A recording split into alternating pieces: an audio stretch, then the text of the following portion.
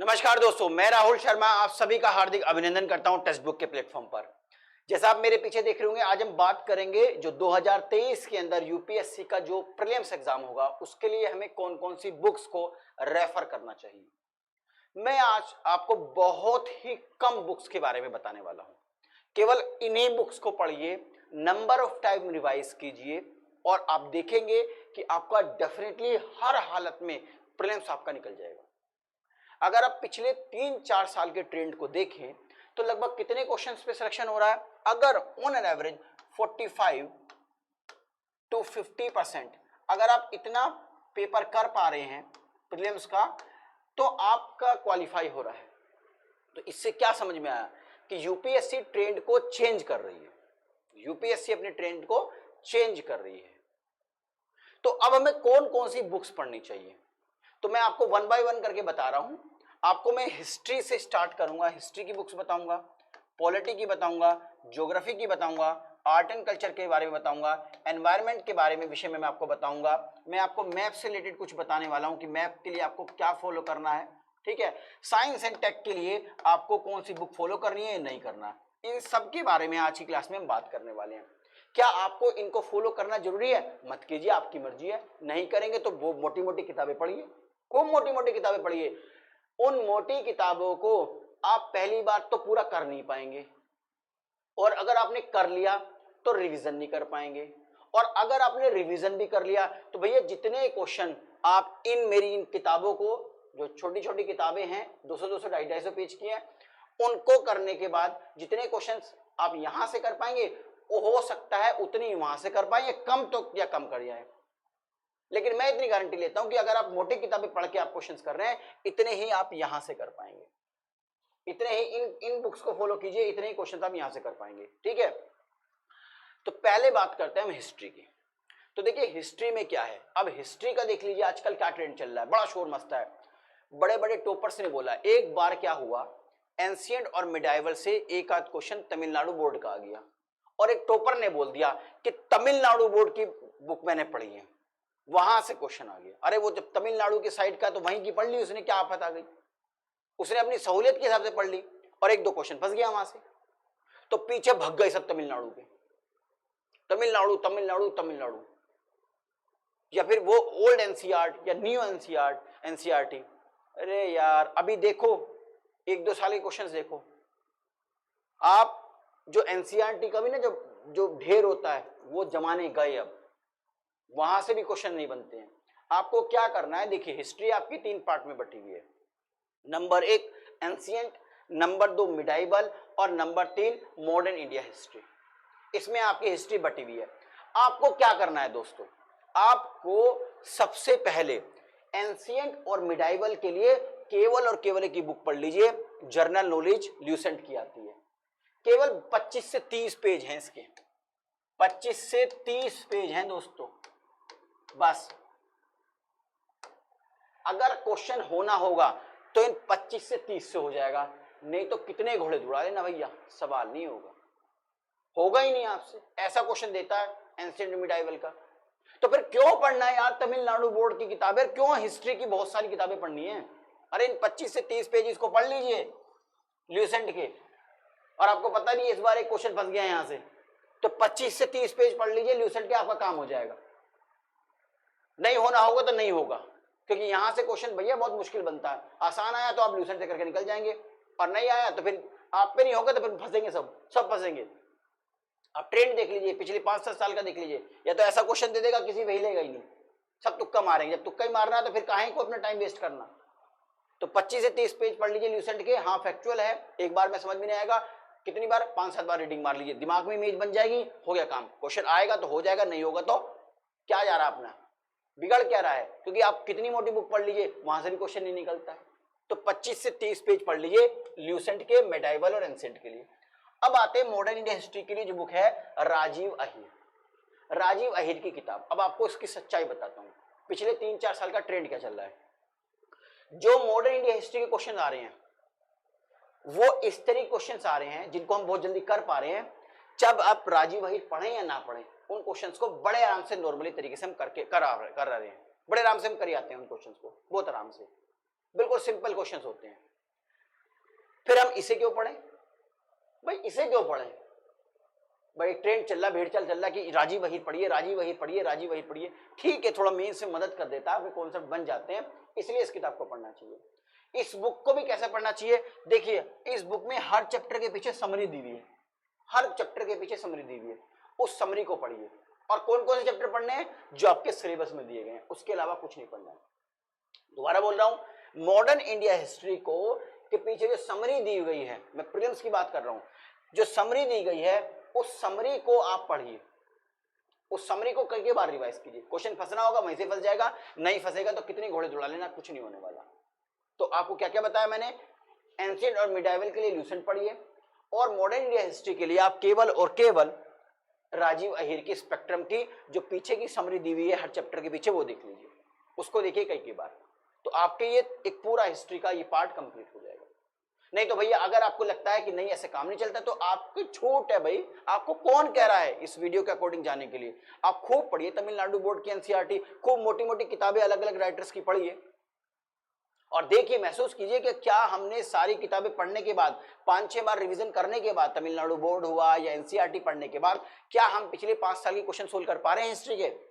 Answer is no.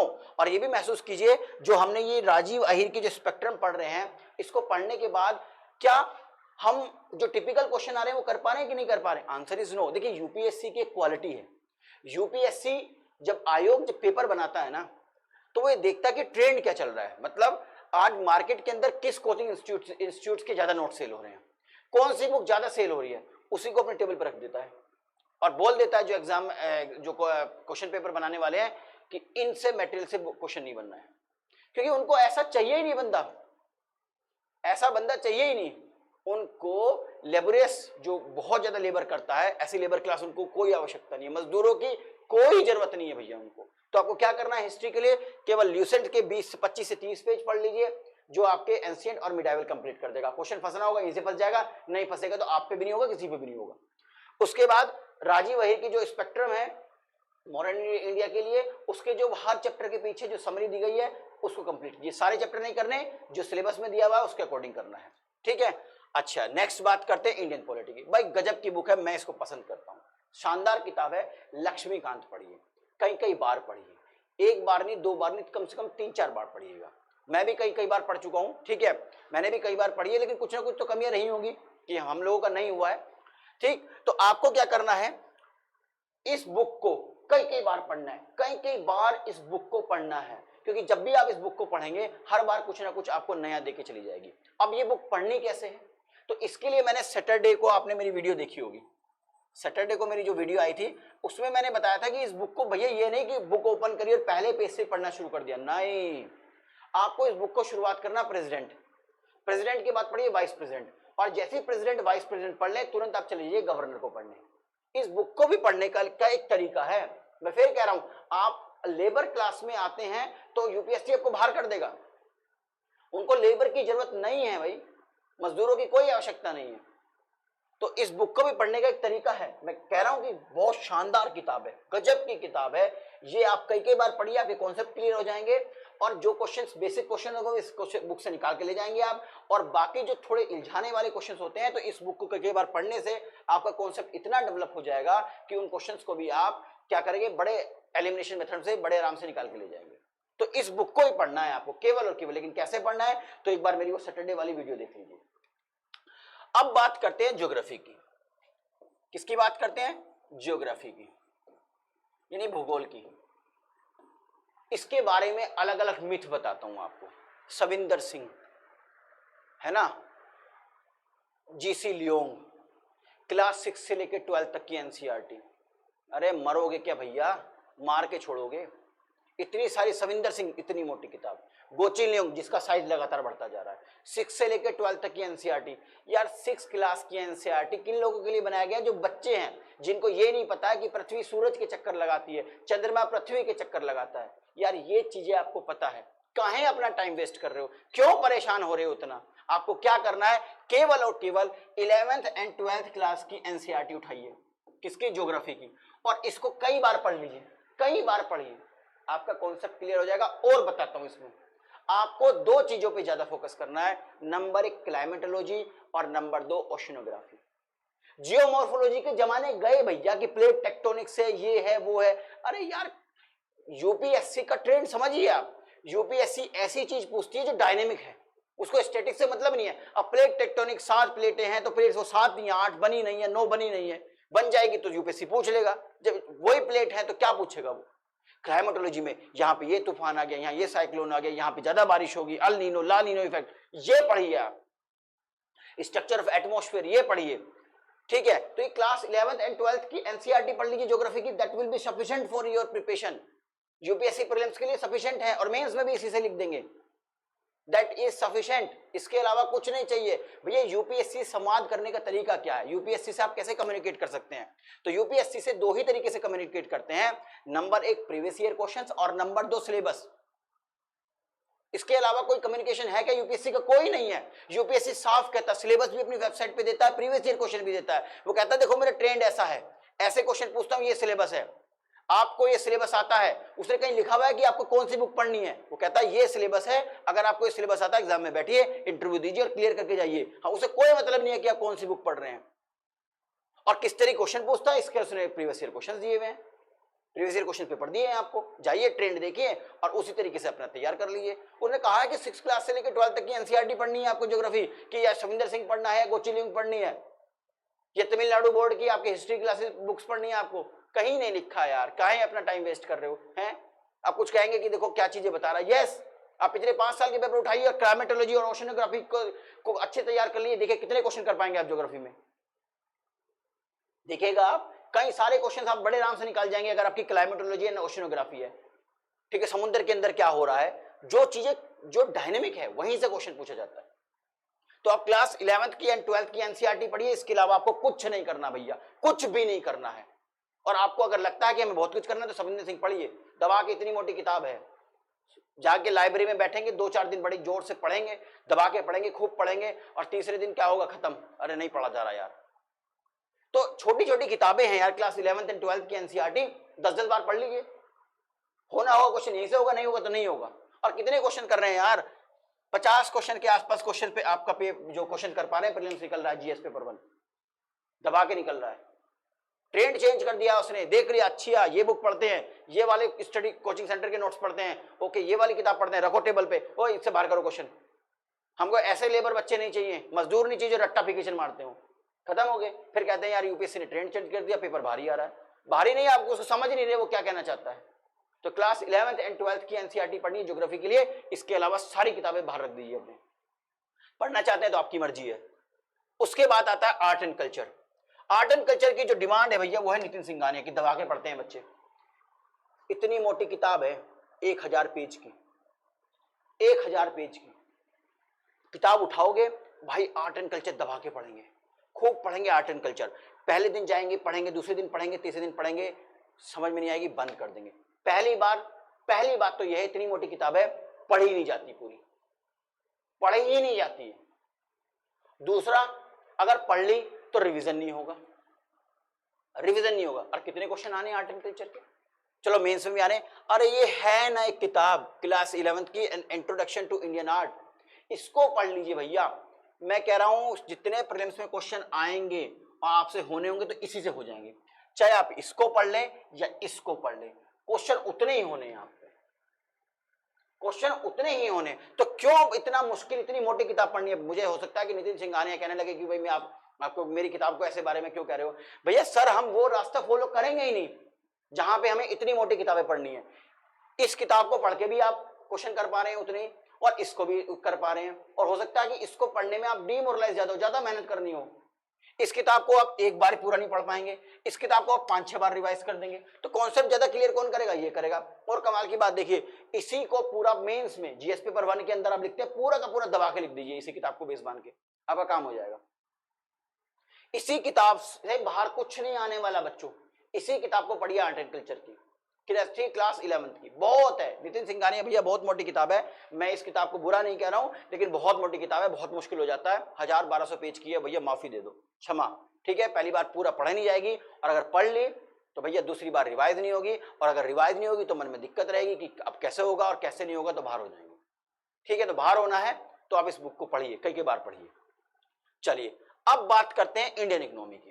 देखिए Indian economy में आपको क्या करना है। नंबर एक, मेरी जितनी भी क्लासेस हैं उनको 2x की स्पीड पे देखिए। इंडियन इकोनॉमी क्लासेस है मेरी, 2x की स्पीड पे देख लीजिए। 1 घंटे क्लास है, कितनी क्लासेस हैं, ज्यादा नहीं है। आप क्या कीजिए, स्पीड बढ़ाइए, 1 घंटे क्लास 30 मिनट में आप देख लेंगे। 30 मिनट में आपको एक टॉपिक क्लियर हो गया। मान लीजिए मैंने मॉनेटरी पॉलिसी पढ़ाई है, ठीक है, मैंने इकोनॉमी के सेक्टर पढ़ाए हैं तीनों। उसको जाके एक किताब है रमेश सिंह, इसके अंदर बहुत सारे चैप्टर है, सारे नहीं पढ़ने आपको, सारे नहीं पढ़ने, बस वही चैप्टर जाके आपको क्या कर लेना है, फॉलो कर लेना, जो मैंने अपनी क्लास में बताए। मेरी क्लास देखिए 2x की स्पीड में, और उसके बाद इस किताब को पढ़ लीजिए रमेश सिंह को, आपका कॉन्सेप्ट क्लियर, खत्म आपका ये इकोनॉमिक्स खत्म। इसके अलावा ज्यादा ध्यान मत दीजिए। अगर कोई चीज आपको नहीं समझ में आ रही तो यूट्यूब पे सर्च कर लीजिए, कोई भी चीज, मान लीजिए आपको कोई नई चीज आ रही है तो उसको यूट्यूब पे सर्च कर लीजिए, सर्च कीजिए फटाफट जल्दी से, और फिर अपना दोबारा पढ़ने लगिए। इतना ज्यादा मटेरियल नहीं पढ़ना। तो इकोनॉमिक्स के लिए मेरी वीडियोस देख लीजिए, और उसके बाद रमेश सिंह में उस टॉपिक्स को एक बार रिवाइज कर लीजिए। अब बात करते हैं साइंस एंड टेक्नोलॉजी की। साइंस एंड टेक्नोलॉजी के लिए गजब का आजकल भेड़चाल चल रहा है मार्केट में। कुछ तो बुक्स आने लगी हैं, कुछ क्या कहते हैं कि भाई आप 11th क्लास की या 12th क्लास की एनसीईआरटी कर लो, बायोलॉजी वगैरह कर लो, उसमें डीएनए आरएनए आता है। कितने डीएनए आरएनए से बेसिक्स क्वेश्चन आ रहे हैं। Science and technology completely depend on current affairs, पूरा का पूरा करंट से आता है, जो आसपास चल रहा है उससे क्वेश्चन बनता है, जो भी कुछ नया। तो इसके लिए क्या, कोई भी एक न्यूज़पेपर ले लीजिए, द हिंदू ले लीजिए, आपको जो भी अच्छा लगता है, भाई मैं कोई न्यूज़पेपर को प्रमोट नहीं कर रहा हूं, जो भी आपको अच्छा लगता है, कोई मैगजीन अच्छी लगती है आपको वो ले लीजिए, कोई भी जो भी आपको लगती है करंट से रिलेटेड, कोई भी एक मैगजीन कोई भी ले लीजिए जो भी आपको सही लगती है, उसी को पढ़ते रहिए कई बार आप पढ़ते रहिए। लेकिन साइंस एंड टेक्नोलॉजी केवल और केवल करंट से आएगी, और कोई एनसीईआरटी के चक्कर में मत पढ़ो, क्लास 11th की या 12th की एनसीईआरटी आएगी, कुछ नहीं निकलने वाला, एक क्वेश्चन नहीं निकलेगा आपसे उसमें। क्या बोलते हैं, बायोलॉजी की और क्या आपकी केमिस्ट्री की एनसीईआरटी उनको पढ़ते रहो, कहां क्वेश्चन बन रहा है। और मान लो आप पे आ भी गया है, आ भी गया है क्वेश्चन, ठीक है, तो यार तुमको कितने क्वेश्चन करने, केवल 50 क्वेश्चन ही तो करने हैं प्रीलिम्स में, निकालने के लिए प्रीलिम्स को देख लो आप ट्रेंड, 50 क्वेश्चन करते, 50-55 क्वेश्चन करते हैं बाहर, एक तरफा साइड में रख दोगे पेपर को, छोड़ दो यार, साला नहीं हो रहा तो क्यों अपना टाइम वेस्ट कर रहे हो इतना। करंट को पढ़िए, करंट की एक मैगजीन ले लीजिए या न्यूज़पेपर फॉलो कर लीजिए बस। उसके बाद एनवायरनमेंट की बात कर लेते हैं। देखिए एनवायरनमेंट में आपको क्या करना है, एक तो मेरी क्लासेस मैं करीबन 25 से 30 क्लास कराऊंगा, 25 to 30 क्लासेस, जिसमें मैंने पूरा अर्थ समिट पढ़ा रहा हूँ आपको, Nagoya protocol, Cartagena protocol, UN CBD, UNFCCC, ठीक है, ये सब कुछ करा रहा हूँ मैं आपको, पेरिस एग्रीमेंट वगैरह सब करा रहा हूँ, कोरल रीफ वगैरह सब कराया। 25 से 30 वीडियो होंगे। फिर वो कह रहा हूँ आप उस वीडियो को 2x की स्पीड पे देखिए। क्यों अपना टाइम वेस्ट कर रहे हो भाई, 2x की स्पीड पे देखिए उन सारी वीडियोस को। 2x की स्पीड पे देखने के बाद जब आपके वो टॉपिक क्लियर हो जाए तो आप क्या कीजिए, करंट अफेयर्स तैयार कर लीजिए। बच्चों के दिमाग में क्या आता है, और एक एनवायरनमेंट के लिए तो शंकर आईएएस की, पहले शंकर आईएएस का मटेरियल आया करता था, फिर उन्होंने देखा कि भैया बच्चे दबा के खरीद रहे हैं, तो उन्होंने क्या करा, उस शंकर आईएएस की किताब बना दी। अब वो बुक आती है, और उस बुक में क्या है, कम्युनिटी एंड पॉपुलेशंस की डेफिनेशंस क्या है, इकोटोन क्या है, एनवायरनमेंट क्या है, इकोलॉजी क्या है। उठाओ जरा पिछले 5 साल का पेपर, कितना पूछा है एनवायरनमेंट की डेफिनेशन, कितना पूछा है इकोलॉजी के बारे में। अरे सारा कुछ 25-30 क्वेश्चन टॉपिक हैं, जैसे कोरल रीफ हुआ, ठीक है, नेशनल पार्क हुए, वाइल्ड लाइफ सेंचुरी हुई, ठीक है, इनसे पूछता है, वो भी रिलेटेड टू करंट अफेयर्स, वो भी करंट अफेयर्स से संबंधित। तो इतनी शंकर आईएएस की इतनी मोटी किताब क्यों पढ़नी भाई।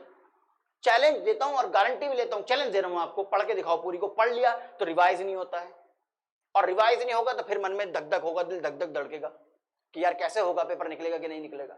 ये जो स्टडी मटेरियल है ना, ज्यादा स्टडी मटेरियल बैरियर का काम करता है आपके यूपीएससी के सिलेक्शन में, प्रीलिम्स के सिलेक्शन में, प्रीलिम्स को क्वालिफाई नहीं होने देता है। तो आपको क्या करना है, केवल और केवल मेरी क्लास देख लीजिए, आपको अच्छी लगे ठीक है, नहीं देखे तो किसी और की देख लीजिए भाई, ये मायने नहीं रखता है, आपका कॉन्सेप्ट क्लियर होना चाहिए। तो आपको क्या करना है, उन क्लासेस को देखिए, 25 से 30 क्लास है, उसके अलावा जो आपका करंट अफेयर्स में कुछ मिल रहा है। मान लीजिए नेशनल पार्क है, नेशनल पार्क आ गया कि अभी जो हेली नेशनल पार्क था, इंडिया का पहला नेशनल पार्क था, उसका हाल फिलहाल में नाम बदल के आपने कहीं पढ़ लिया, रामगंगा रख दिया, रामगंगा नेशनल पार्क है। तो अब आपको करंट मिल गया, तो आपको ये दिमाग में रखना है, कहीं शॉर्ट नोट्स बनाते रहिए, खुद के नोट्स बनाइए, किसी से भीख मत मांगिए कि नोट्स दे दीजिए मुझे आप, या पीडीएफ प्रोवाइड कर दीजिए, या पीपीटी दे दीजिए, टेलीग्राम में दे दीजिए। यार ये जमाने चले गए, खुद के सेल्फ नोट्स बनाइए। सेल्फ नोट्स एक इमेजिनेशन क्रिएट करती है।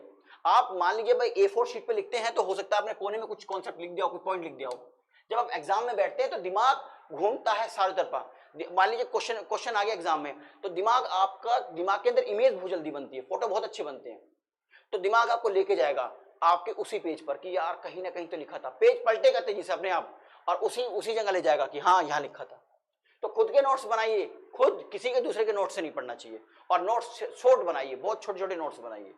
मैं कहता हूं कि पूरी इकोनॉमिक्स आपकी 10 पेज में खत्म हो जानी चाहिए, पूरी एंशिएंट मिडिवल और मॉडर्न इंडिया हिस्ट्री आपकी 25-30 पेज में खत्म हो जानी चाहिए, इससे ज्यादा नहीं, ताकि आप रिवाइज कितनी बार कर सकें, 10-10, 15-15 बार रिवाइज कर सकें, राइट। और पहली बार जब भी किसी टॉपिक, किसी बुक को पढ़ें या किसी भी सब्जेक्ट को पढ़ें तो उसके नोट्स मत बनाइए पहली बार में, कम से कम 2 बार पढ़ लें, तब तीसरी बार में उसके नोट्स बनाइए।